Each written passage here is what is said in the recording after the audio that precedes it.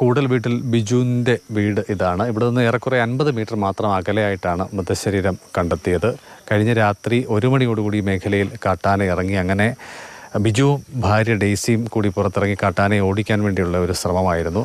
ആദ്യഘട്ടത്തിൽ പിൻവാങ്ങിയ ആന ഏതാനും മിനിറ്റുകൾക്കുള്ളിൽ മടങ്ങിയെത്തി. ചിഹ്നം വിളി കേട്ട് ഡെയ്സി പിന്നിലേക്ക് മാറി. ഹെഡ്ലൈറ്റ് തെളിച്ച് ബിജു മുന്നോട്ട് തന്നെ പോയി. പിന്നെ 2 തവണ കൂടി ആന ചിഹ്നം വിളിച്ചു. രണ്ടുപേരും കൂടെ റോഡ് വരെ പോയി. അത് ഞാൻ പറഞ്ഞു പോകണ്ട, എല്ലാവരും നമ്മളെ വിളിച്ച് പറയുള്ളൂ, ആർക്കും പോകാനും വയ്യ, നാശം കാണിച്ചും പോകണ്ടെന്ന് പറഞ്ഞു. രണ്ടാമത് തിരിച്ചുവിടെ വന്നേച്ച് പിന്നെയും പോയതാണ്. അത് നമ്മളോട്ട് അയ്യത്തോട്ട് വരുന്നെന്നും പറഞ്ഞു. തെങ്ങ് പെടുത്തുന്ന കേട്ടാലും പോയാൽ വഴി വരെ പോയുള്ളൂ. അവിടെ വരെ ചെന്നപ്പോഴത്തേന് അത് ലൈറ്റടി കണ്ടപ്പോഴത്തേന് ആ ലൈറ്റിന് നേരെ വന്നു കളഞ്ഞു. നേരെ വന്നിട്ട് അന്നേരം ഒന്ന് ചിഹ്നം വിളിച്ചായിരുന്നു.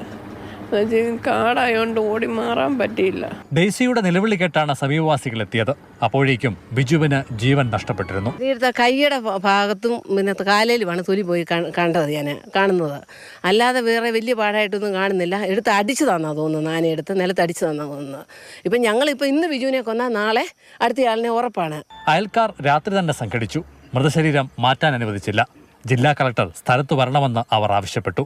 തിരഞ്ഞെടുപ്പ് അടുത്ത ഘട്ടത്തിൽ നേരം പുലരും മുൻപ് പ്രശ്നത്തിന് പരിഹാരം കാണണമെന്ന താല്പര്യം സർക്കാരിനുമുണ്ടായിരുന്നു. അപ്പോൾ നമ്മൾ ഇന്നിപ്പോൾ ചെന്ന് സംസാരിച്ച് അവരുടെ മകനോടും അതുപോലെ തന്നെ ബാക്കി അവിടുത്തെ പൊളിറ്റിക്കലായിട്ടുള്ള ബാക്കി റെപ്രസെൻറ്റേറ്റീവ്സിനോടും അവരുടെ ഭാര്യയോടും ഒക്കെ സംസാരിച്ചിട്ടുണ്ടായിരുന്നു. അപ്പോൾ ഇനീഷ്യൽ കോമ്പൻസേഷൻ ആയിട്ടുള്ളൊരു എമൗണ്ട് ഇന്ന് തന്നെ റെക്കമെൻഡ് ചെയ്യാൻ വേണ്ടി തഹസിൽദാർക്ക് നിർദ്ദേശം കൊടുത്തിട്ടുണ്ട്. പുലർച്ചെ 6:30 മൃതശരീരം കോട്ടയം മെഡിക്കൽ കോളേജ് ആശുപത്രിയിലേക്ക് മാറ്റി. കക്ഷിഭേദമന്യേ നാട്ടുകാരും ആന്റണിയുടെ നേതൃത്വത്തിൽ കോൺഗ്രസ് പ്രവർത്തകരും കടമല ഫോറസ്റ്റ് സ്റ്റേഷനിൽ പ്രതിഷേധിച്ചു.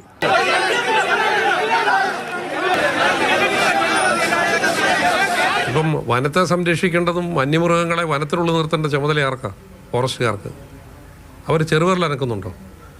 ഇതിലൊരു സോളാർ ഫെൻസിങ് എന്നുള്ള എത്ര കാലമായി പറയുന്നു, ഇടുന്നുണ്ടോ? വനത്തിൽ നിന്ന് കാർഷിക മേഖലയിലേക്ക് വന്യമൃഗങ്ങൾ ഇറങ്ങാതെ കിടങ്ങുകൾ കുഴിക്കണം, എത്ര കാലമായി പറയുന്നു, അവർ ചെയ്യുന്നുണ്ടോ? അദ്ദേഹം എന്നെ ഉപദേശിച്ചത്, മുഖ്യമന്ത്രിയോട് ഉപദേശിച്ചത് വനം വകുപ്പ് മന്ത്രിയെ സുഖവാസ കേന്ദ്രത്തിലേക്ക് അയക്കണമെന്നാണ്. പക്ഷെ പത്തനംതിട്ടയിലെ ജനങ്ങൾ ആ സ്ഥാനാർത്ഥിയെ വനവാസത്തിന് സുഖചികിത്സക്ക് അയക്കാനാണ് ഇപ്പോൾ തീരുമാനിച്ചിട്ടുള്ളത്.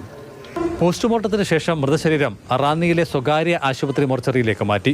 വിദേശത്തുള്ള മക്കൾ ഇരുവരും എത്തിയ ശേഷമായിരിക്കും സംസ്കാരം. അതേസമയം ബിജുവിന്റെ മരണത്തിൽ വൻ പ്രതിഷേധത്തിന് കോൺഗ്രസ് ഒരുങ്ങുന്നുവെന്ന സൂചനകളെ തുടർന്നാണ് പ്രശ്നപരിഹാരത്തിന് വേഗത്തിലുള്ള ഇടപെടലുകൾ ഉണ്ടായത്. വയനാട്ടിൽ ഉയർന്ന പ്രതിഷേധങ്ങൾ ഇവിടെ സർക്കാരിന് വലിയ പാഠമായി മാറിയിട്ടുണ്ട്. CK Abhilal, Mathrubhumi news, Pathanamthitta.